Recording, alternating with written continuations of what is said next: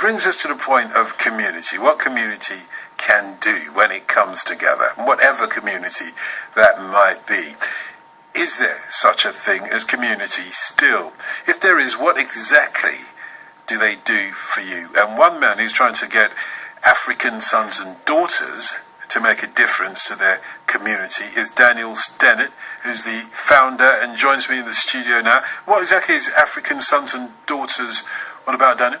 Okay, well, first of all, I'd just like to say thank you for having me down here. Pleasure. And what we're all about is promoting and encouraging the economical, social and physical well-being of the African community living in the UK and worldwide. That's our mission. And as well, we are a public organisation. We have no shareholders. So all of our profit that comes from our operations go back into our mission. Well, you see the ACLT arguably doing that straight away. You hear from Johannes' story there. Worldwide, looking after the health and well-being of the African community worldwide. Would you say that is an indication of that there is community and it is doing what you're saying that it should be doing?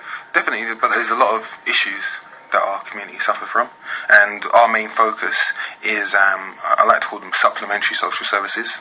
Oh, really? What do you mean by that? Because obviously there's things that the government should be paying for. National Health Service, housing, public utilities, but then there's supplementary. When you say the government, we should be paying for it. Because, local, we pay taxes. Yeah, basically. Yeah, but so we should be paying for it. And it's paid centrally by the central government. Hang on, now you're talking about my money. My ears are pricked up and I'm interested. Why should I be paying for anybody's housing and social benefit? Because that's what we can do as a collective, and that's what the government represents. And when we pay our taxes, we pay towards these things. But then there's at the moment there's a great push towards community groups to start taking responsibility for a lot of these supplementary social services. On top of the taxes you're already taking from on top of them. You want me to contribute some more now? Yes, on top of them. So that's kind of that's where we're coming in. We're trying to recruit African Sons and Daughters members to join us in our mission, and they contribute financially, and just as equally as important, they also volunteer for our services. Who decides on the supplementary social services that you need to bring about? Who decides on that? Okay, well, we've got a committee, and we've come up with a couple of good ideas for what we can do in our community. One of the first ones that we did was a Kings and Queens Homework Club, and that's every single Saturday, 9:30 to 12:30, and it costs £18 a month, and it's a perfect example of what we can do when we come together as a community. And what was the purpose of that? Well, why did you decide on that particularly? Supplementary school, essentially. Because if you ask anyone, they say, listen, you need to concentrate on the children, because the children are, I know it's a bit cliche, but the children are our future, and they are our best investment. And that was the first place that we're going to start off with. And the idea. Successful? Is it successful? Yeah, it's really successful. How many people attend? We had 15 people in our first year, and we've started up a new one in Edmonton as well. And that's what I'm really promoting at the moment. Why do you do it? Because 15 people at £18 each a month isn't going to make anybody rich, is it? You're not doing it for that. No, I'm not doing it for that. That's not our main motivation. That's not our main motivation. So what is your main motivation? Main motivation is about bringing like-minded people together and harnessing our collective strength, both socially, economically and physically, obviously. And that's what it's about, because we could complain about things, but it makes a lot more sense to actually tackle the issues and the underlying issues, because any cosmetic changes that we make will not necessarily help us long term. So that's what we're trying to do. I'm 28 myself, and I've been thinking about this originally when I was 17. So this is a natural conclusion that the community will step up. It's nothing to do with the big society. It falls in line with the big society, but it's nothing to do with that. It's more the fact that we cannot be reliant on outside funding sources for things that we deem necessary. That's very important. Johannes, do you have sympathy with what Daniel is saying here? The experience of communities is that actually you might be able to do better for yourself rather than rely on the government to do something for you, like your own experiences. It's a tough question. Yeah, it's a tough one. That's why I threw it at you. You're a doctor. You should be able to answer that. That's probably easier than any of the questions you had in your exams. I quote Kennedy's statement. Are you going to quote President Kennedy? Oh, well, I'm going to sit up and listen to this one. He was saying, ask what you can do for your country rather than asking what the country can do for you. Yeah, I think the central role should be played by the community. It's a long road, and especially in a country like here. And but still, the government has to listen and has to engage such community activities. ACLT, for example, it's wonderful.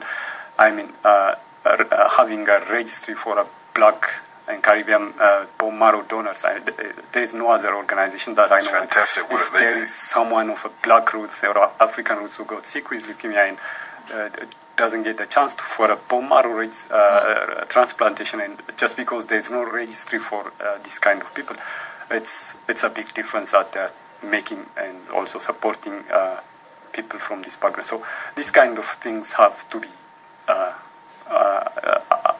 uplifted, and but it's a lot of community work. Daniel, you can hear from Johannes' answer that it was a difficult question, but he answered it very easily. Is that Kennedy quote, ask not what you can do, what your government can do for you, but what you can do for your country? Is that one that is applicable to your vision of community, supplementary community activity?